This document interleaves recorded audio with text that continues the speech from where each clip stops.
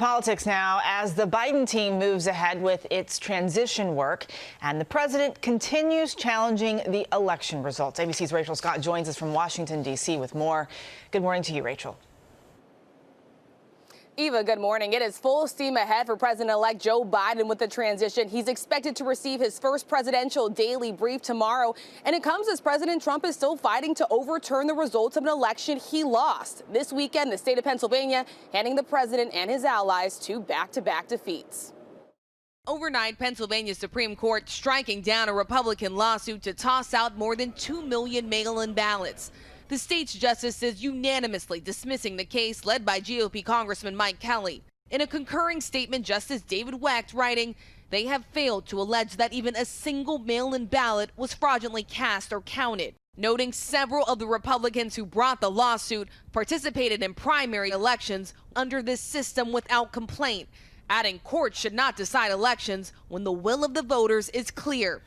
The ruling just the latest in a series of defeats for the president and his allies. At least 30 of their cases thrown out of court for lack of credible evidence. And in Georgia, Republicans are now both pushing unfounded claims of widespread voter fraud while also telling voters to have faith in the upcoming runoff elections.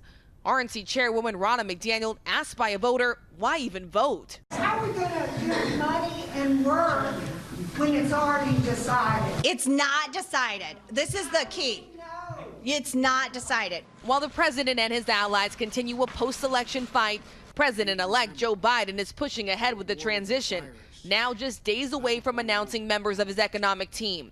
Sources tell ABC News he's expected to tap former Fed Chair Janet Yellen to serve as Secretary of Treasury. If confirmed, she would be the first woman on the job. The incoming administration will be challenged with reviving an economy weakened by a raging pandemic. Congress is deadlocked on the next round of coronavirus relief.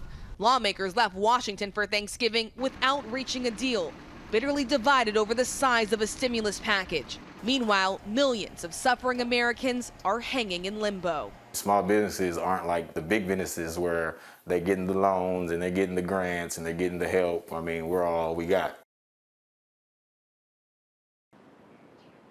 And for millions of Americans, it is a dire situation. Unemployment benefits, protections on student loan payments and rent payments are set to expire at the end of the year. And as for that announcement from Joe Biden on his economic team, I'm told that it could come as early as Tuesday. Dan? Rachel, thank you so much. For much more on all of this, let's bring in ABC's Chief Global Affairs Correspondent, Martha Raddatz, who will be hosting This Week later this morning. Martha, good morning. I know you recently visited one of those long lines at a food bank here in America. What are you hearing from people in need? Are they frustrated at Washington for not giving more stimulus right now?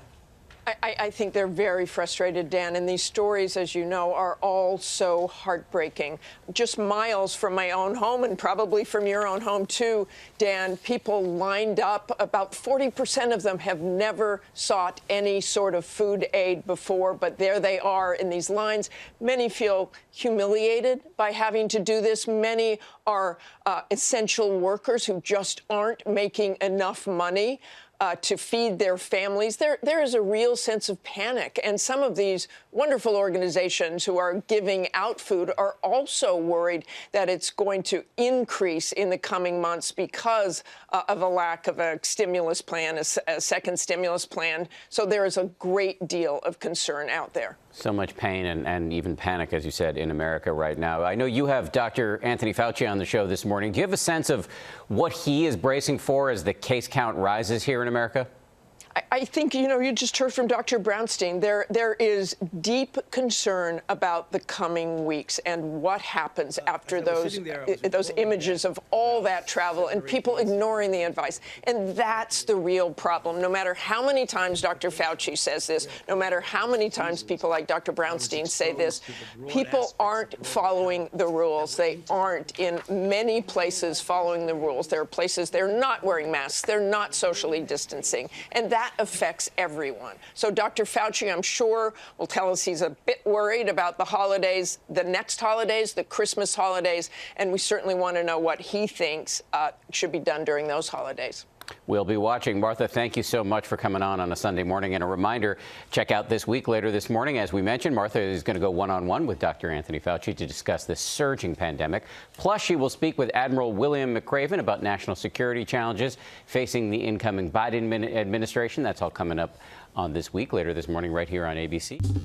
Well, hey there, GMA fans. Robin Roberts here. Thanks for checking out our YouTube channel. Lots of great stuff here. So go on, click the subscribe button right over here to get more of awesome videos and content from GMA every day, anytime.